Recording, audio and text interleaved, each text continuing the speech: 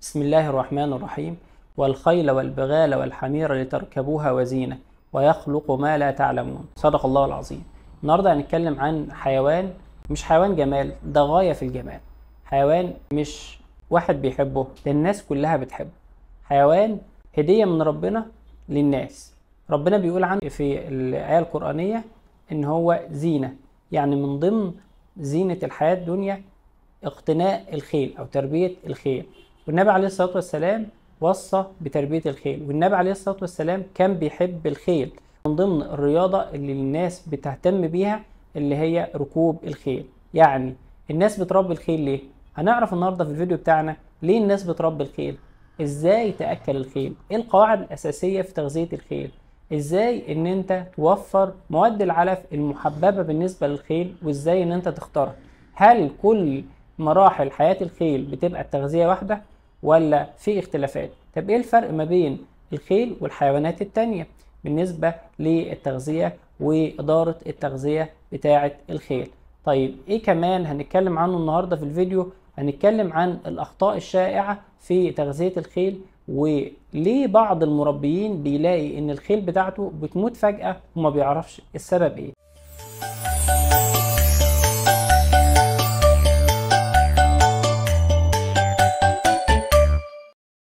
السلام عليكم ورحمة الله وبركاته.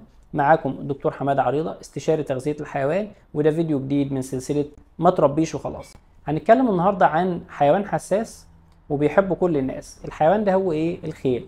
الخيل من الحيوانات الحساسة قوي، حتى في التعامل مع الحيوانات الأخرى بتلاقيه ان هو حيوان اجتماعي، وحيوان بيتأثر بالوسط المحيط بيه، وكمان حيوان حساس بالنسبة للتغذية. ليه؟ لأن لما نيجي نقارن الخيل بالحيوانات الأخرى هنلاقي إن الخيل ما ينفعش إن هي تتعامل في التغذية زيها زي باقي الحيوانات الأخرى. إحنا في الفيديوهات اللي قبل كده كنا بنتكلم عن المقترات أو الحيوانات المقترة أو الحيوانات المزرعية المنتجة، فبالتالي ليها بروتوكولات تغذية أو إدارة للتغذية المخصصة ليها، ما ينفعش إن أنت تنفذها على الخيل. يعني إيه؟ يعني لو أنت مربي حصان في وسط القطيع بتاعك او مع القطيع بتاعك ما ينفعش يتغذى او يتعامل بنفس المعامله اللي بتغذي بيها الحيوانات الاخرى. طيب لو انا عندي اسطبل لازم يكون عندك اداره للتغذيه بتاعه الاسطبل بتاعك، وكمان المراحل العمريه للخيل بتختلف، الاحتياجات الغذائيه بتاعتها، وكمان حتى النشاط بتاعها بيفرق في التغذيه بتاعتها. هنتكلم النهارده في الفيديو بتاعنا عن قواعد عامه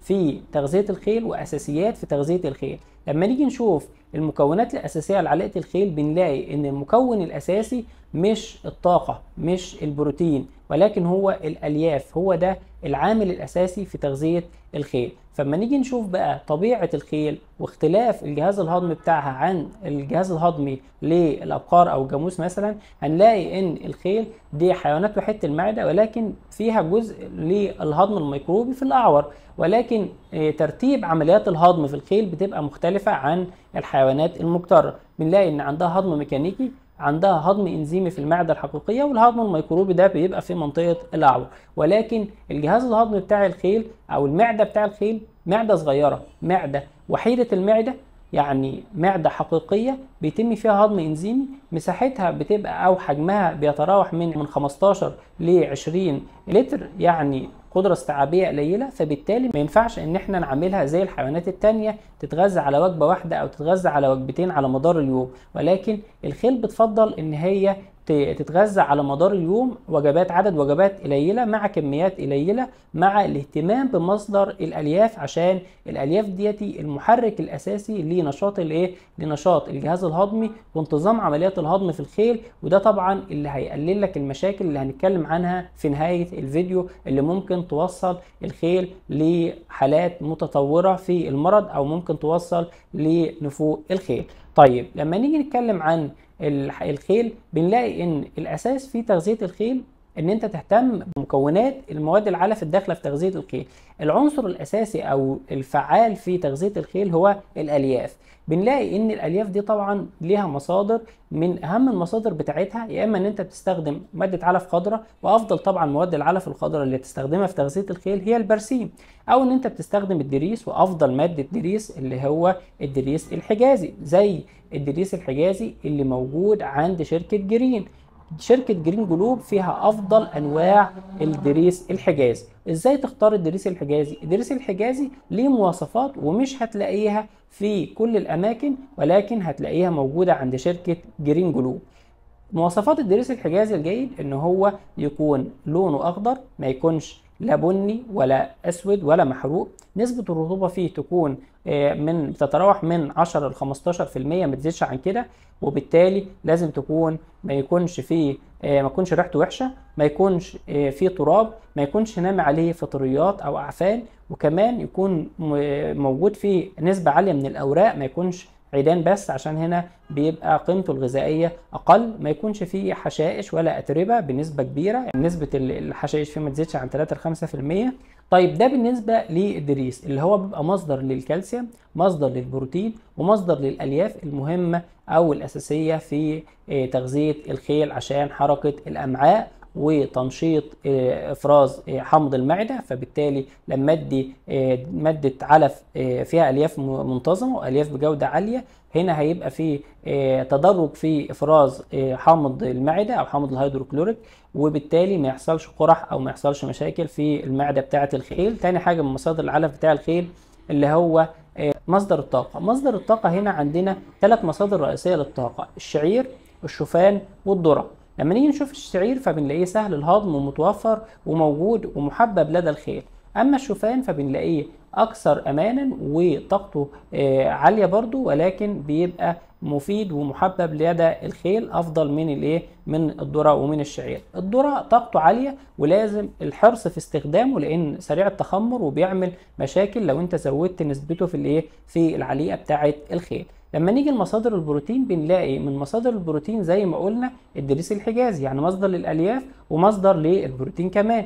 طيب ايه كمان من مصادر العلف، مواد العلف المركزه كمصدر للبروتين؟ الاكساب زي كزب فول الصويا، كزب بذره القطن، والاكساب عامه مصدر لبروتين. طيب البروتين والطاقه نسبتهم قد ايه؟ طبعا احنا بنعمل عليقه للخيل نسبتها بتختلف في محتواها من البروتين على حسب المرحله العمريه او الاحتياجات بتاعه الخيل. يعني الامهار الصغيره مش زي الفرسه، مش الفرسه الحامل، مش زي الفرسه المرضعه، مش زي الطلوقه، مش زي حيوانات الخيل او حيوانات الجر او حيوانات العمل او حيوانات الركوب، مش زيها زي خيل الجمال، مش زي الخيل العربي.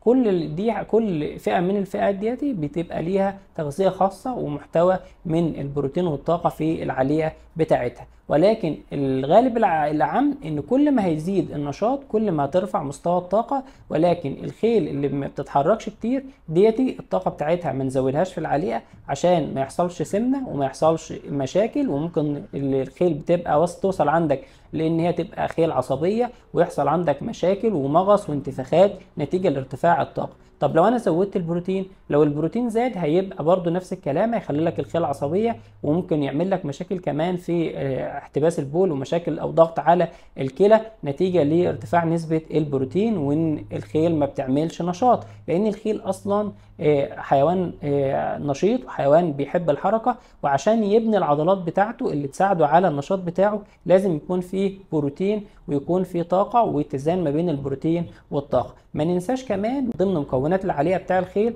الإضافات الغذائية، دي مهمة جدا في الخيل عشان تحافظ على صحة الخيل وعلى حيويتها ونشاطها. وكمان خيل الجمال بتحتاج لإضافات عشان تديني لمعان في الشعر وفي الجلد بتاعها ويظهر جمالها. كمان خيل الركوب وخيل الجر وخيل العمل اللي بتقوم بعمل شاق بتحتاج لاضافات، لان الحيوانات دياتي حيوانات بتعرق بكميات كبيره نتيجه للنشاط بتاعتها، فلازم من الاضافات تعوض نقص الاملاح اللي هيطلع في العرق، وهنا تكون العليقه بتاعتها متزنه. طب بالنسبه لاستهلاك الخيل من الميه، طبعا الخيل بيشرب على مدار اليوم، وبيصل كميه الميه اللي ممكن يشربها بتبقى من 20 ل 35 لتر في اليوم من الميه، على حسب طبعا درجات الحراره والنشاط اللي هيقوم بيه الخيل وكميه العرق اللي الخيل بيخرجها. يبقى لازم ان احنا العليقه بتاعتنا تكون متزنه من ناحيه الالياف، من ناحيه الطاقه، من ناحيه البروتين. كمان ما ننساش دور الاضافات الغذائيه في تغذيه الخيل، وان الميه تكون نظيفه وتتقدم للخيل اكتر من مره في اليوم عشان الخيل تحصل على احتياجاتها. طيب في اعتبارات برضو لازم تاخدها، ان لما يكون في عندك خيل بتقوم بعمل شاق ما تغذيهاش قبل التمرين او قبل الرياضة او قبل السباق او قبل الجر مباشرة بكميات كبيرة، عشان ما يحصلش تعب وارهاق للحيوانات وما تأديش دورها على احسن وجه. لكن التغذية تبقى قبلها بفترة ما تقلش عن ساعتين وكميات قليلة، وكمان بعد التمرين او بعد العمل الشاق لازم الخيل تاخد فترة راحة وتبدأ ان هي تتغذى بعد فترة الراحة. الخيل بتحب كمان الراحة بعد التغذية، لذلك لو انت هيبقى في عندك تغذية نهارية في وقت الراحة بتاع الخيل، اللي هي المفترض ان هي ما تقلش عن ساعتين لساعتين ونص او 3 ساعات وقت راحة في اليوم في منتصف اليوم، يبقى هنا هتغذي الخيل في منتصف المدة ديتي وعلى كميات بسيطة. طبعا المواد العلف المركزة والمواد العلف المالئة بتبقى في التغذية النهارية، وعلى مدار اليوم ممكن تغذي بالبرسيم او مادة العلف الخضراء او الدريس، ولكن بكميات قليلة، وتخلي الكميات الكبيرة لفترة الليل عشان الخيل بتاخد فترة في التغذية بتاعتها وتاخد راحتها في الليل. طيب ايه بقى المشاكل او الاخطاء اللي بيقع فيها المربيين؟ ان هو بيزود كمية الطاقة فيبقى الخيل عنده عصبي ويحصل عنده سمنة في الخيل والاداء بتاعها ينخفض، وهنا بتبدأ ان انت يحصل عندك مشاكل. يبقى انت عشان تغذي الخيل صح لازم تشوف الحالة الجسمانية بتاع الخيل، لازم تشوف النشاط اللي بيقوم بيه الخيل عشان تقدر ان انت تديله العليقة المناسبة لحالة جسمه وكمان للنشاط اللي هيقوم بيه، والمرحلة طبعا العمرية او المرحلة السنية اللي الخيل موجود فيها. كمان لازم تكون عارف ما تزودش الحبوب في العليقة بتاع الخيل عشان ما يحصلش مشاكل واضطرابات هضمية. طيب من اشهر الامراض اللي بتحصل للخيل او ممكن ان انت تعرف ان الخيل بتاعك تعبان، ان انت يظهر عندك مغص الخيل. مغص الخيل ده في بعض المربيين بنلاقيه يقول لك الحصان بتاعي مات فجأة. مات فجأة ليه؟ لان هو طبعا الخيل حساس لاي تغير في التغذيه بتاعته، فطبعا بتلاقيه ان هو بيغير تغير مفاجئ وبكميات كبيره في تغذيه الخيل، فيظهر هنا يحصل مغص، وممكن هو ما يكونش متابع للخيل بتاعه فيحصل المغص ويتطور الموضوع ويدخل الخيل في مرحله مغص شديد، وممكن تؤدي لموت الخيل او نفوق الحصان بتاعك من غير ما تشوفه. طيب انا ايه اللي ممكن لما يظهر عندي على الحيوان بتاعي او على الخيل بتاعي ابدا ان انا اخد معاه اجراء بسرعه؟ لما تلاقي الخيل واقفه تعبانه، الخيل قلقان ممتنع عن الاكل، يبص دايما لبطنه، حركه الخيل غريبه، تلاقي الخيل يرفس في بطنه، تلاقي الخيل بيحاول ان هو يتمرجح او يوقع نفسه على الارض، دي كلها علامات ان الحيوان عنده مغص او ان الحيوان مش مرتاح، عنده مشاكل هضميه. وهنا طبعا فورا لازم تستدعي الطبيب البيطري وتمنع اي اكل عن الحيوان لغايه ما الطبيب البيطري يجي ويتم التعامل مع الخيل. طبعا احنا هنا اتكلمنا عن قواعد اساسيه في تغذيه الخيل. لو انتوا حابين ان احنا نعمل لكل مرحله عمريه فيديو خاص بيها والتغذيه بتاعتها والاحتياجات بتاعتها، اكتبوا لنا في الكومنتات انتوا محتاجين ايه بالظبط نتكلم عنه في الفيديوهات بتاع سلسله الخيل ان شاء الله في الفيديوهات اللي بعد كده. ويا ريت ان انتم تدعمونا عشان نقدر نستمر ونجهز لكم محتوى يفيدكم، وتابعونا على صفحتنا على الفيسبوك وقناتنا على اليوتيوب، وما تنساش ما تربيش وخلاص.